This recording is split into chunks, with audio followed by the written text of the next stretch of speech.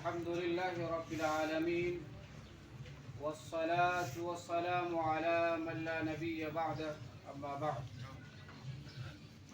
أعوذ بالله من الشيطان الرجيم بسم الله الرحمن الرحيم إن الدين عند الله الإسلام وما اختلف الذين وقال تعالى فمن يعمل مثقال ذرة خيرا يره ومن يعمل مثقال ذرة شرا يره. میرے محترم بزرگوں اور دوستو، اللہ رب العزت کا بہت بڑا احسان ہوا کہ اللہ تعالیٰ نے ہم سب کو یہاں جمعہ کے لیے جمع فرمایا اور کہنے سننے کی توفیق عطا فرمائی. ابھی میں نے قرآن کریم کی چند آیت تلاوت کی ہے. دعا کیجیے کہ اللہ تعالی ہم سب کو اس بات پر عمل کرنے کی توفیق عطا فرمائے. اللہ تعالی نے ہماری اور آپ کی کامیابی ان الدین عند اللہ الاسلام اسلام میں رکھا. دین اسلام میں اس کے علاوہ جتنے راستے ہیں، جتنے مذہب ہیں، ان تمام کے علاوہ صرف اور صرف کامیابی دین اسلام میں. اسی لیے اللہ تعالیٰ نے قرآن میں بھی فرمایا وَمَن يَبْتَغِ غَيْرَ الْإِسْلَامِ دِينًا فَلَن يُقْبَلَ مِنْهُ وَهُوَ فِي الْآخِرَةِ مِنَ الْخَاسِرِينَ. ہم اور آپ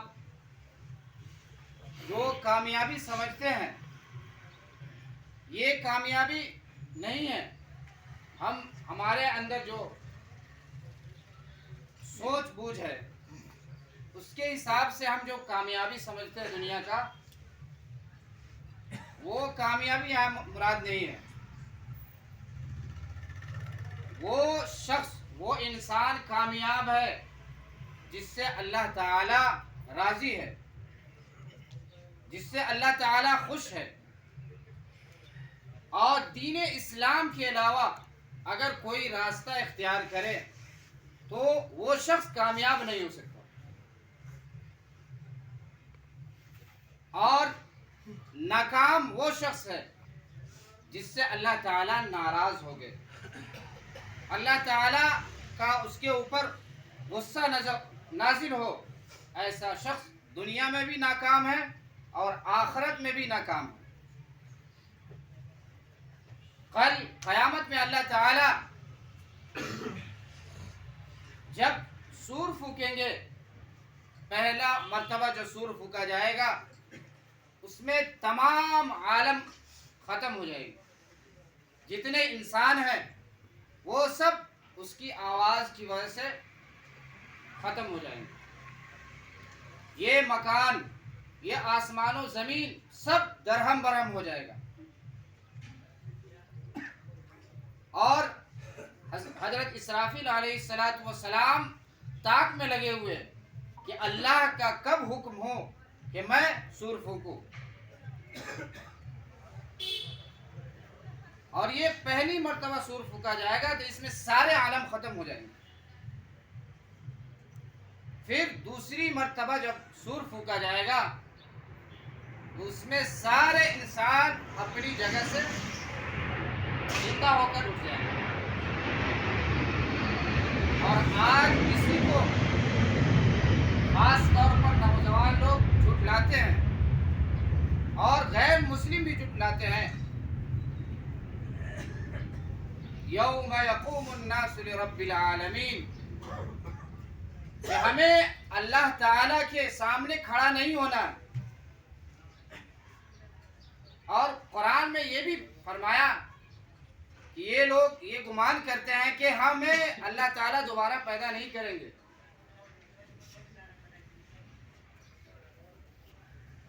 قالوا أَإِذَا مِتْنَا وَكُنَّا تُرَابًا وَعِظَامًا أَإِنَّا لَمَبْعُوثُونَ، کیا تم یہ گمان کرتے ہو، تم یہ خیال کرتے ہو کہ جب تم مر جاؤ گے، تمہاری ہڈیاں بکھر جائے گی، تمہارا یہ بدن ختم ہو جائے گا، تو پھر اللہ تعالیٰ زندہ نہیں کر سکتے؟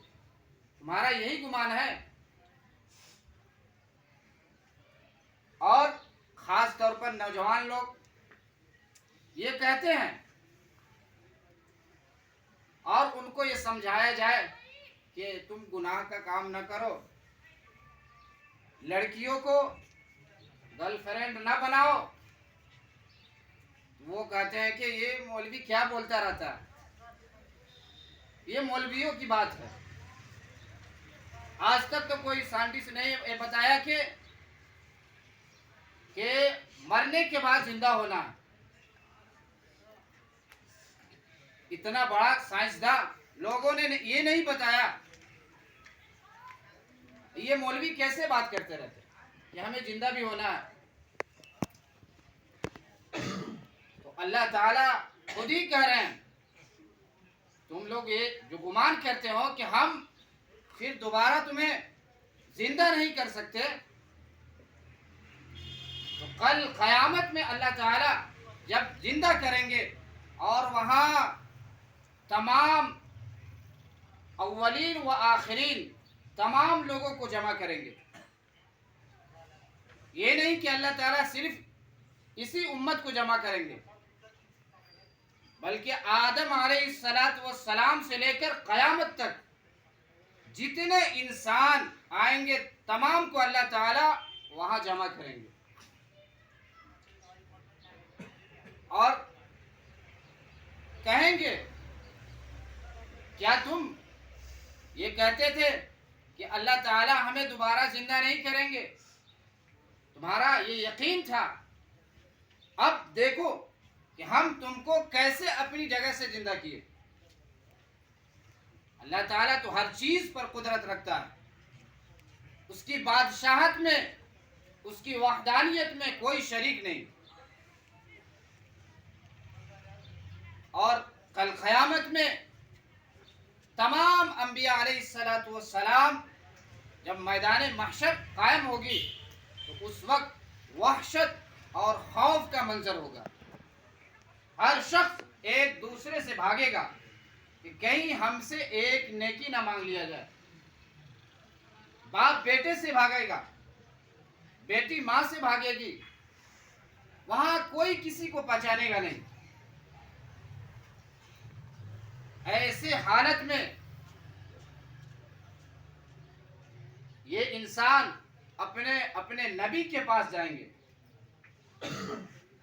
حضرت آدم علیہ السلام کے پاس جائیں گے کہ آپ تو اللہ کے نبی ہیں، آپ ہمارے لیے سفارش کریں کہ اللہ تعالی ہمیں اس سے نجات عطا فرمائے۔ لیکن آدم علیہ السلام بھی کہیں گے کہ اس کے اہل ہم نہیں ہیں، ہم سے بھی غلطی ہو گیا تھا، ہم نے جنت میں وہ پھل کھا لیے تھے، اس کی وجہ سے ہم بھی اللہ تعالیٰ سے سفارش نہیں کر سکتے۔ تم حضرت نوح علیہ السلام کے پاس جاؤ، وہاں بھی جائیں گے، وہ بھی عذر کریں گے کہ ہم بھی سفارش نہیں کر سکتے۔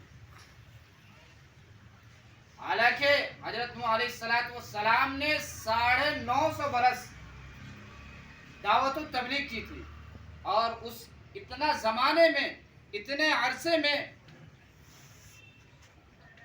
80 یا 82 لوگ مسلمان ہوئے۔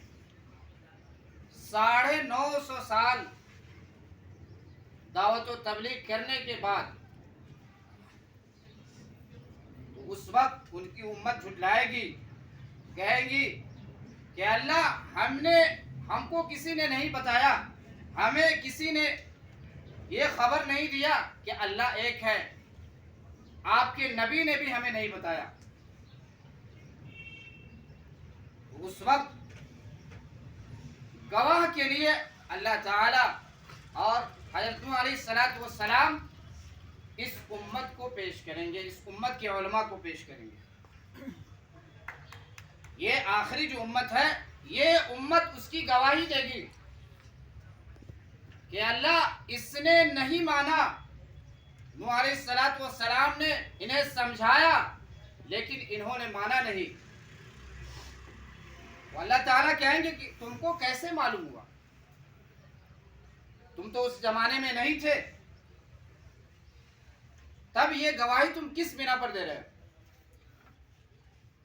وہ اللہ تعالیٰ کے نبی صلی اللہ علیہ وسلم خود اس کی تصدیق کریں گے کہ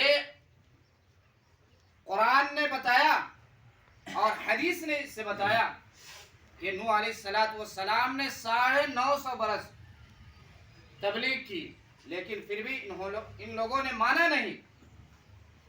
میرے محترم بزرگوں دوستوں، کہنے کا مطلب یہ تھا کہ تمام انبیاء علیہ السلام کے پاس یہ لوگ جائیں گے لیکن ایسا خوف زدہ ایسا ماحول ہوگا کہ نبی بھی انکار کر دیں گے.